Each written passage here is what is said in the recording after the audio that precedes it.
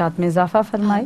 تیسری زوجہ ہوئی سردار دی کی عائشہ.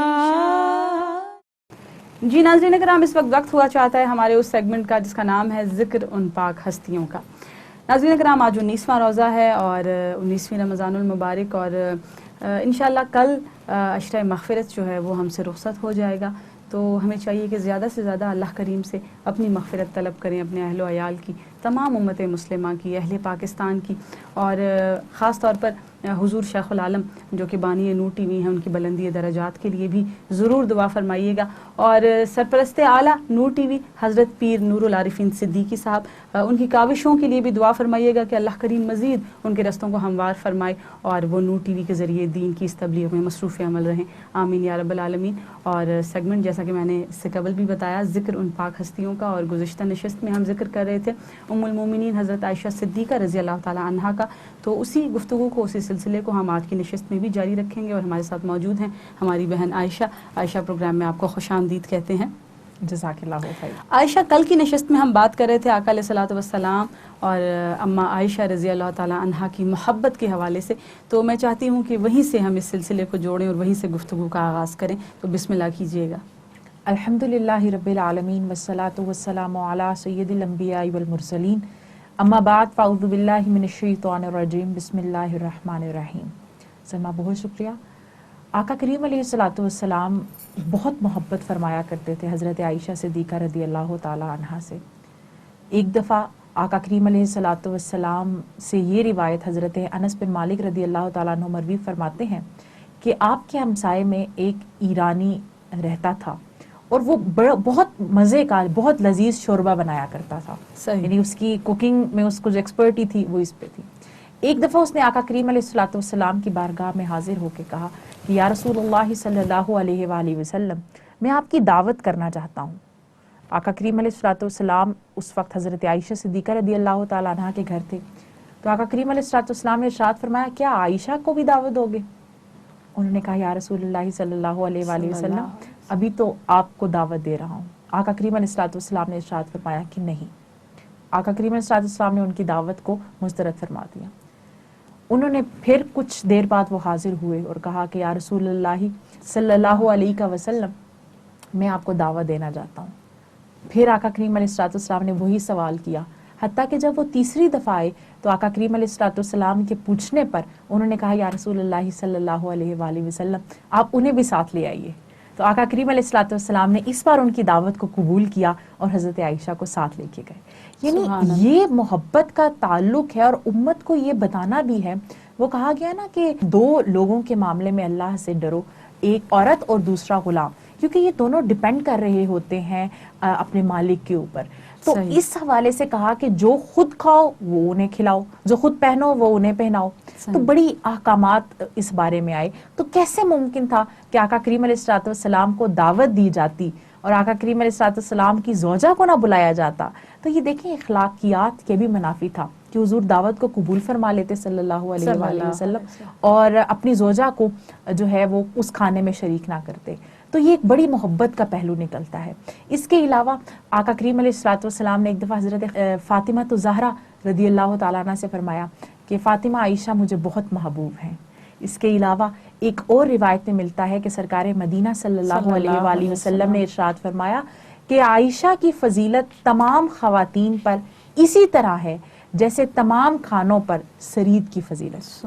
سرید بڑا پسند کیا گیا. آقا کریم علیہ الصلوۃ والسلام نے یہ شوربے میں جو ہے وہ روٹی کے چورے کر کے تو اس قسم کی ایک ڈش ہوتی تھی. تو یہ افضل ترین کھانا ہے، اور کہا کہ اسی طرح جس طرح کھانوں پر سرید کو فضیلت ہے، اسی طرح جو ہے وہ تمام خواتین پر عائشہ کو فضیلت ہے. واہ، سبحان اللہ سبحان اللہ. اچھا عائشہ، گزشتہ نشست میں آپ بات کر رہی تھیں حضرت عائشہ رضی اللہ تعالیٰ عنہا کے علم کے حوالے سے، تو کن کن علوم میں ان کو مہارت حاصل تھی؟ جی سلمہ، حضرت عائشہ صدیقہ رضی اللہ تعالیٰ عنہا کے ذریعے امت میں ایک بہت بڑا حصہ، 1/3 حصہ علوم اسلامیہ کا پہنچا. اور وہ علوم جن میں آپ کو مہارت حاصل تھی، حضرت عروہ رضی اللہ تعالیٰ عنہ فرماتے ہیں کہ میں نے حضرت سیدتنا عائشہ رضی اللہ تعالیٰ عنہا سے بڑھ کر شعر، طب اور فقہ کا عالم کسی کو نہیں پایا. آپ شاعرہ تھیں, آپ جو ہیں وہ ڈاکٹر تھیں, اور اس کے علاوہ آپ دین کو سمجھنے والی مفتیاں تھیں. اس کے علاوہ اگر ہم دیکھیں تو حضرت عروہ رضی اللہ تعالی عنہ ہی سے ایک روایت مروی ہے کہ آپ فرماتے ہیں کہ میں نے لوگوں میں صدیقہ بنت صدیق رضی اللہ تعالی عنہ سے بڑھ کر کسی کو قرآن, میراث, حلال و حرام, شعر, اقوال عرب اور نسب کا عالم نہیں دیکھا. یہ بہت بڑا علم سمجھا جاتا تھا کہ شجرہ نسب کسی کو کسی کا یاد ہو. عرب میں عرب کا حافظہ بڑا قوی تھا, بلکہ وہ شروع میں تو لکھنے کو بھی وہ اپنی توہین سمجھتے تھے. تو اس حوالے سے حضرت عائشہ صدیقہ رضی اللہ تعالیٰ عنہ کا علم ان تمام فیلڈز میں بہت زیادہ تھا. اس کے علاوہ امام شہاب الدین زہری علیہ رحمہ فرماتے ہیں اس امت کی تمام عورتوں بشمول ازواج نبی صلی اللہ علیہ وآلہ وسلم کے علم کو اگر جمع کیا جائے تو پوری امت کا علم خواتین کا حضرت عائشہ رضی اللہ تعالیٰ عنہ کے تنہا علم کا مقابلہ نہیں کر سکتا. سبحان اللہ. یعنی یہ سیدہ کا علمی مقام تھا. سبحان اللہ.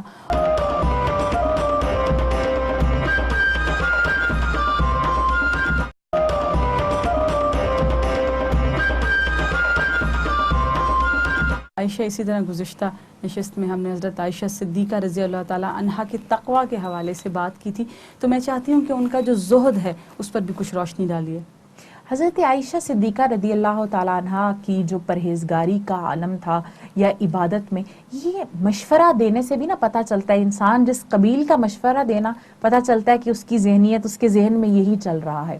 حضرت عائشہ کی نصیحتوں سے اگر ہم دیکھیں تو آپ نے جو صحابہ کو مشورے عنایت کیے ہیں یا آقا کریم علیہ الصلوۃ والسلام کے جن اعمال کی ان کو توجہ دلائی ہے اور ترغیب دی ہے, کیسے ممکن ہے کہ آپ کی ذات میں وہ نہ ہو. حضرت عبداللہ ابن قیس رضی اللہ تعالیٰ عنہ فرماتے ہیں کہ حضرت عائشہ رضی اللہ تعالیٰ عنہ نے مجھ سے فرمایا کہ قیام اللیل یعنی تہجد کو کبھی قضا نہ کرنا, اور فرمایا کہ آقا کریم علیہ الصلوۃ والسلام کے معمولات میں سے تھا کہ آقا کریم علیہ الصلوۃ والسلام تہجد ضرور ادا کیا کرتے تھے. اور پھر فرمایا کہ اگر آقا کریم علیہ الصلوۃ والسلام کبھی بیمار ہوتے یا تھکے ہوئے ہوتے تو آقا کریم علیہ الصلوۃ والسلام بیٹھ کر پڑھ لیتے, لیکن قضا نہیں کرتے تھے. تو اس حوالے سے بھی ہمیں یہ دیکھنا ہے کہ سیدہ جو مشورہ عنایت کر رہی ہیں تہجد کا, اور جو ہے وہ باقی معمولات میں ہمیں ان کا ملتا ہے کہ نوافل روزے کی طرف, تو آپ کا اپنے معمولات میں یہ تمام چیزیں شامل تھیں. اچھا, ان کے ویژن کی اگر ہم بات کرتے ہیں, ان کی بصیرت کی, تو اس حوالے سے کیا کہیں گی؟ ایک دفعہ سلمہ ایسا ہوا کہ مدینہ میں قحط پڑ گیا, بارشیں نہ ہوئیں, اور لوگوں کے جو جانور تھے وہ بھی بھوک کی وجہ سے کمزور ہو گئے, اور چونکہ مدینہ میں زیادہ تر کاشتکاری کا ایک نظام تھا تو جو ہے وہ باغات بھی متاثر ہونے لگے. تو سب لوگ حضرت عائشہ صدیقہ رضی اللہ تعالیٰ عنہ کے پاس آئے. تو حضرت عائشہ صدیقہ رضی اللہ تعالیٰ عنہ نے کہا کہ میرے حجرے میں, یعنی حضرت عائشہ رضی اللہ تعالیٰ عنہ کا حجرہ جس میں آقا کریم علیہ الصلوۃ والسلام جو ہے وہ موجود ہیں, اس حجرے کی چھت میں ایک کھڑکی بناؤ, اس طرح بناؤ کہ آسمان اور قبر انور کے درمیان کوئی پردہ نہ رہے. جب صحابہ نے ایسا ہی کیا تو سلمہ آقا کریم علیہ الصلوۃ والسلام کی قبر انور کو دیکھ کر آسمان بھی وجد میں آ گیا, اور اتنی بارش ہوئی کہ کہا جاتا ہے کہ اس دفعہ اس بارش سے جو سبزہ ہوگا اس کو کھانے سے جو مدینہ کے مویشی تھے وہ اتنے زیادہ موٹے ہو گئے کہ لگتا تھا کہ چربی سے پھٹ جائیں گے.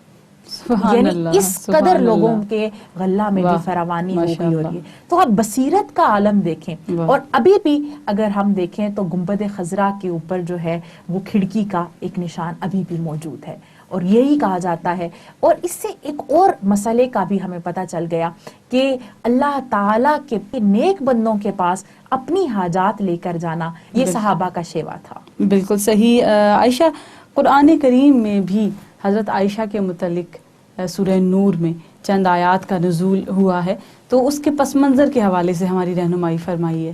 جی, حضرت عائشہ صدیقہ رضی اللہ تعالیٰ عنہ کا وہ مقام ہے کہ آپ کے لیے آپ کی پاکیزگی کو ثابت کرنے کے لیے اللہ تعالیٰ نے سورہ نور نازل فرمائی. سبحان اللہ. اور آپ یہ دیکھیں کہ اس کا شان نزول یہ ہے کہ آقا کریم علیہ الصلوۃ والسلام کی عادت مبارک تھی کہ جب بھی آقا کریم علیہ الصلوۃ والسلام کسی مہم کے لیے مدینہ شریف سے باہر تشریف لے جاتے تو ازواج مطہرات میں قرآن دازی ہوتی، جس کا قرآن نکل آتا وہ آقا کریم علیہ الصلوۃ والسلام کے ساتھ شریک سفر ہوتی.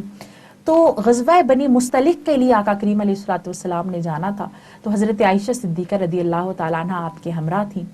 واپسی پر ایک جگہ قافلے نے پڑاؤ کیا تو حضرت عائشہ رضی اللہ تعالیٰ عنہ اپنی ضرورت کے لیے قافلے سے تھوڑی دیر کے لیے الگ ہوئی. جب آپ واپس آئیں تو آپ نے دیکھا کہ آپ کا ہار وہاں پر گم ہو گیا ہے. حضرت عائشہ صدیقہ رضی اللہ تعالیٰ عنہ اپنے اس ہار کو تلاش کرتے ہوئے جب واپس گئیں، آپ کو ہار ملا. آئیں تو قافلہ جو ہے وہ کوچ کر چکا تھا، کیونکہ ایک کجاوا سا بنایا جاتا تھا اونٹوں کے اوپر جس میں ازواج مطہرات جو ہے وہ تشریف فرما ہوتی تھیں. تو حضرت عائشہ صدیقہ رضی اللہ تعالیٰ عنہ موجود نہیں تھی، لیکن جو کجاوا کسنے والے تھے ان کو یہی محسوس ہوا کہ آپ اندر تشریف فرما. جب آپ آئیں تو قافلہ جا چکا تھا. آپ اس انتظار میں کہ ابھی جو ہے وہ جب وہ معلوم ہوگا تو واپس قافلہ پلٹے گا اور مجھے جو ہے وہ میں ان کے ساتھ شریک سفر ہو جاؤں گی. اتنے میں حضرت عائشہ صدیقہ رضی اللہ تعالیٰ عنہا کی وہاں پر آنکھ لگ گئی. اور آقا کریم علیہ الصلوۃ والسلام کا معمول یہ ہوتا تھا کہ کچھ لوگ قافلے کے پیچھے چلتے تھے. اگر کوئی سامان وغیرہ یا کوئی چیزیں گم ہو گئی ہیں تو ان کو وہ قافلے تک پہنچا دیں.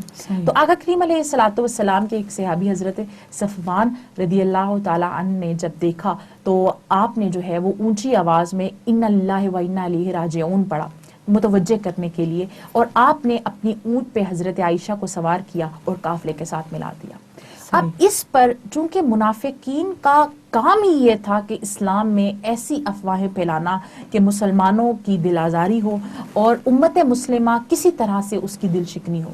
تو عبداللہ بن ابی جو منافقین کا سردار تھا، اس نے حضرت عائشہ صدیقہ رضی اللہ تعالیٰ عنہ کے بارے میں ایسی باتیں کی جو کہ نازیبا تھیں. حضرت عائشہ صدیقہ رضی اللہ تعالیٰ عنہا کو پہلے تو معلوم ہی نہیں ہوا. پھر آپ کے ساتھ آپ کی ایک ساتھی خاتون نے جب ذکر کیا تو آپ بے پناہ روئی اور آپ جو ہے وہ اس بات کی تصدیق کے لیے کہ کیا واقعی ایسی باتیں ہو رہی ہیں، آپ اپنے والد کے گھر چلی گئیں. اتنے میں آقا کریم علیہ الصلوۃ والسلام جو ہیں وہ حضرت عائشہ صدیقہ کے پاس آئے اور حضرت عائشہ سے آقا کریم علیہ الصلوۃ والسلام نے کہا کہ تم رنجیدہ خاطر نہ ہو، کہ اگر تم سچی ہو، اور یقیناً آقا کریم علیہ الصلوۃ والسلام جانتے تھے، پر دیکھیں نا گواہی کسی اپنے کے لیے اپنے کی بھی قبول نہیں ہوتی. یعنی میں نے اگر اپنے والد صاحب کی کسی بات پہ ان کی گواہی دینی ہے تو میری گواہی نہیں چلے گی، کیونکہ میرا ان کے ساتھ بلڈ ریلیشن ہے. میں اپنے والد صاحب کے کاغذات اٹیسٹ نہیں کر سکتی، باقیوں کے کر سکتی ہوں، اس وجہ سے کہ میرا ان کے ساتھ بلڈ ریلیشن ہے. تو آقا کریم علیہ الصلوۃ والسلام اگر ان کی گواہی عصمت کی دیتے تو وہ بات ہوتی کہ یہ تو شوہر ہے اور محبوبہ بیوی ہیں، اس وجہ سے بات کر رہے ہیں. تو آقا کریم علیہ الصلوۃ والسلام نے اللہ تعالیٰ کی رضا کو سمجھتے ہوئے ارشاد فرمایا کہ تمہارے لیے اس پہ احکامات نازل ہو جائیں گے، آپ پریشان نہ ہو. جب یہ بات کہنی ہی تھی، حضرت عائشہ فرماتی ہیں کہ اس محفل میں ہم جتنے لوگ تھے اس میں سے ایک بھی نہیں اٹھا تھا کہ آقا کریم علیہ الصلوۃ والسلام پہ آثار وحی نمودار ہوئے. اور آقا کریم علیہ الصلوۃ والسلام پر وحی کی جو کیفیت تھی، قرآن کا جو مقام تھا، اس حوالے سے سخت ٹھنڈ میں بھی آقا کریم علیہ الصلوۃ والسلام کے ماتھے پر جو ہے وہ پسینے قطروں کی طرح چمکنے لگے. آقا کریم علیہ الصلوۃ والسلام نے جو ہے پھر خوشی کا اظہار فرمایا، فرحت کا اظہار فرمایا، اور آپ نے جو ہے وہ سورہ نور کی جو آپ کے اوپر نازل ہوئی تھی اس کی تلاوت فرمائی، جس میں جو ہے نہ صرف حضرت عائشہ صدیقہ رضی اللہ تعالیٰ عنہ کی پاکیزگی اور عفت کا ذکر آیا، بلکہ اس چیز کو گناہ کبیرہ میں شامل کیا گیا کہ کسی کے اوپر بہتان تراشی کی جائے. تو یہ آپ کا اپنا ہی خاصہ ہے. اور آپ کا جو شکر کا انداز تھا، تو سب سے پہلے آپ کی والدہ نے جب آپ سے کہا کہ شکر ادا کرو اپنے شوہر کا، تو آپ نے کہا کہ سب سے پہلے میں اپنے اللہ کا شکر ادا کروں گی کہ جس نے میری برات کا سب سے پہلے اعلان کیا باقاعدہ. تو یہ آقا کریم علیہ الصلوۃ والسلام کی زوجہ کی. اور علماء نے چونکہ آپ کی عفت اور پاکیزگی کو قرآن نے اپنے دامن میں محفوظ رکھا اور اپنی آیات میں اس کو ذکر کیا، تو علماء فرماتے ہیں کہ اب روز قیامت تک کوئی ذہن میں بھی اگر یہ بات لائے گا اور اس پہ لب کشائی کرے گا حضرت عائشہ صدیقہ طیبہ طاہرہ رضی اللہ تعالی عنہا کی عفت پر، تو وہ کافر ہو جائے گا، کیونکہ اس نے قرآن کی نص سے مخالفت کی۔ استغفر اللہ۔ تو یہ آپ کا مقام و مرتبہ۔ اچھا، اس موقع پر صحابہ کرام کا کیا طرز عمل تھا، کیا نظریہ تھا ان کا؟ صحابہ کرام رضی اللہ تعالی عنہم اجمعین چونکہ مزاج شناسائے رسول صلی اللہ علیہ وآلہ وسلم تھے، اور وہ تمام دیکھیں نا ان کی بصیرت کا کیا کہنا، جن کے اس وقت کے 1400 سال کے پہلے کیے جانے والے فیصلوں کو آج بھی جو ہے وہ سراہا جاتا ہے اور ان کی توصیف کی جاتی ہے۔ تو یہ تو بصیرت تھی آپ کی۔ تو آقا کریم علیہ الصلوۃ والسلام نے جب ذکر کیا حضرت عمر فاروق رضی اللہ تعالیٰ عنہ کے سامنے اس بارے میں، تو حضرت عمر فاروق رضی اللہ تعالیٰ عنہ نے ارشاد فرمایا کہ یا رسول اللہ صلی اللہ علیہ وآلہ وسلم، جب اللہ رب العزت یہ گوارا نہیں فرماتا کہ آپ صلی اللہ علیہ وآلہ وسلم کے جسم اطہر پر ایک مکھی بھی بیٹھ جائے، کیونکہ مکھی نجاستوں پر بیٹھتی ہے، تو بھلا جو عورت ایسی برائی کی مرتکب ہو، خداوند تعالی کب اور کیسے پسند فرمائے گا کہ آپ صلی اللہ علیہ وآلہ وسلم کی زوجیت میں رہیں۔ سبحان اللہ۔ یہ آپ کا تھا کہ یا رسول اللہ صلی اللہ علیہ وسلم، جب ایک مکھی آپ کے جسم اطہر پر نہیں بیٹھتی، سبحان تو اللہ، کیسے ممکن ہے کہ اللہ نے ایسی خاتون کا جو ہے وہ آپ کے لیے انتخاب فرما لیا ہو، جس کے بارے میں اگر یہ تہمت جو ہے وہ سچی اس کو کہا جائے۔ تو یہ کسی کے ذہن میں گونا گو جو ہے وہ بات نہیں تھی، بلکہ آقا کریم علیہ الصلوۃ والسلام کی زوجہ، جن کا آپ دیکھیں کہ ایک تعلق جو ہے وہ ایک بن جاتا ہے، سوتن کا تعلق ہے حضرت عائشہ صدیقہ رضی اللہ تعالیٰ عنہ کے ساتھ، رقابت کا ایک تعلق ہے حضرت عائشہ صدیقہ رضی اللہ تعالیٰ عنہ کے ساتھ۔ حضرت زینب، ان سے جب آقا کریم علیہ الصلوۃ والسلام نے ارشاد فرمایا اس معاملے کے بارے میں، تو آقا کریم علیہ الصلوۃ والسلام کی زوجہ نے فرمایا کہ یا رسول اللہ صلی اللہ علیہ وآلہ وسلم، میں نے عائشہ میں بھلائی کے سوا کچھ نہیں دیکھا۔ سبحان اللہ۔ اور حضرت عائشہ صدیقہ رضی اللہ تعالیٰ عنہ پوری عمر کہا کرتی تھی کہ حضرت زینب اور میرے درمیان جو آپسی رفاقت تھی، اس کا فائدہ معاملہ عفق کے بعد وہ اٹھا سکتی تھی، لیکن کسی ایک صحابی نے بھی، یعنی جتنے بھی مقتدر صحابہ رضوان اللہ تعالی علیہم اجمعین ہیں، سب نے آپ کی عصمت کی گواہی دی۔ یہ تو پہلے کی بات ہے، پھر جب قرآن مجید میں گواہی آ گئی، اس کے بعد تو سوچنا بھی کسی کے لیے یہ ممکن ہی نہیں تھا۔ سبحان اللہ، سبحان اللہ۔ عائشہ، آپ ذکر کر رہی تھیں آقا علیہ الصلوۃ والسلام اور اماں عائشہ رضی اللہ تعالیٰ عنہا کی رفاقت اور محبت کا، تو رسول اللہ صلی اللہ علیہ وآلہ وسلم کے وصال ظاہری کے بعد کیا کیفیات تھیں اماں عائشہ کی، اور کس طرح سے وہ روضہ رسول صلی اللہ علیہ وآلہ وسلم پر حاضری دیا کرتی تھی؟ اس میں ہمیں نا دو پہلو ہمارے سامنے آئیں گے۔ ایک تو حضرت عائشہ صدیقہ رضی اللہ تعالیٰ عنہ بے پناہ محبت کرتی تھی آقا کریم علیہ الصلوۃ والسلام کے ساتھ۔ دیکھیں نا، آج 1400 سال گزرنے کے بعد ایک عام دیوانے کی کیفیت یہ ہے کہ اگر آقا کریم علیہ الصلوۃ والسلام کی ایک جھلک کو دیکھنے کے لیے اسے ماں باپ سمیت دنیا کی ہر نعمت سے ہاتھ اٹھانا پڑے تو وہ عار محسوس نہ کرے۔ سبحان اللہ۔ یہ آج کے دیوانے کا تعلق ہے، تو زوجہ کا پھر عالم کیا ہوگا، جن کو آقا کریم علیہ الصلوۃ والسلام نے اتنی محبتوں سے نوازا۔ واہ، سبحان اللہ، سبحان اور اللہ۔ آقا کریم علیہ الصلوۃ والسلام کا جب وصال ہوا تو بہت بڑا صدمہ تھا، لیکن چونکہ امت میں انبیاء کا سلسلہ تو ختم ہو چکا تھا، اب یہ جو فریضہ تبلیغ ہے یہ بھی ساتھ ساتھ ادا کرنا تھا، تو اس کے ساتھ جب بھی آپ روضہ رسول صلی اللہ علیہ وآلہ وسلم پر حاضری دیتی تو آپ اپنے پردے کا اہتمام فرمایا کرتی۔ آپ فرماتی ہیں کہ جب آقا کریم علیہ الصلوۃ والسلام میرے حجرے میں مدفون ہوئے تو میں چلی جایا کرتی، بلا جھجک چلی جاتی۔ پھر میرے والد صاحب کا جب انتقال ہوا حضرت ابو بکر صدیق رضی اللہ تعالیٰ عنہ، تو پھر بھی میں چلی جایا کرتی تھی، لیکن جب حضرت عمر فاروق رضی اللہ تعالیٰ عنہ کا وصال ہوا اور آپ بھی ساتھ آئے تو آپ فرماتی ہیں کہ میں عمر رضی اللہ تعالیٰ عنہ سے غیرت کرتے ہوئے، حیا کرتے ہوئے مکمل پردے میں جایا کرتی تھی، کیونکہ ان سے میرا نامحرم کا رشتہ تھا۔ تو ایک امت مسلمہ کی آج کی بیٹی کو یہ درس ملتا ہے کہ ایک بندہ جو ظاہری طور پر موجود نہیں ہے، اس کی قبر سے بھی جب امہات المومنین حیا کرتی ہیں تو آج کی بیٹی کی آنکھوں میں یا اس کے لباس سے حیا کا عنصر ظاہر نہ ہو تو اس کو سوچنا چاہیے کہ وہ پیروی کس کی کر رہی ہیں۔ اچھا عائشہ، اتنے سارے پہلوؤں کے ساتھ ساتھ حضرت عائشہ رضی اللہ تعالیٰ عنہا کی سخاوت بھی بہت مشہور ہے، اس حوالے سے کیا کہیں گی؟ جی بلا شبہ حضرت عائشہ صدیقہ رضی اللہ تعالیٰ عنہا کی سخاوت، دیکھیں سخیوں کا خاندان ہے، ام المومنین ہے۔ آپ دیکھیں نا کہ ہمیں امت میں ایسے ایسے سخی ملتے ہیں کہ ہماری عقل دنگ رہ جاتی ہے، تو جو مومنین کی ماں ہیں ان کی سخاوت کا عالم کیا ہوگا. بے شک. تو حضرت عائشہ صدیقہ رضی اللہ تعالی عنہا کے پاس ایک دفعہ ام درہ رضی اللہ تعالی عنہا موجود تھیں. آپ فرماتی ہیں کہ آپ حالت روزہ سے تھیں اور کسی نے آپ کی خدمت میں 1,00,000 درہم چاندی کا سکہ اور 1,00,000 وہ آپ کو تحفتاً پیش کیا. حضرت عائشہ صدیقہ رضی اللہ تعالی عنہا نے اسی وقت وہ سارے کا سارا تقسیم فرما دیا. سبحان اللہ. تو جب تقسیم فرمایا، تقسیم کر چکی، تو جو خادمہ موجود تھیں پاس ام درہ رضی اللہ تعالیٰ عنہ، انہوں نے کہا کہ سیدہ آپ روزے سے ہیں، اگر افطار کے لیے 1 درہم آپ رکھ لیتی ہم اچھے کھانے کا اہتمام کر لیتے.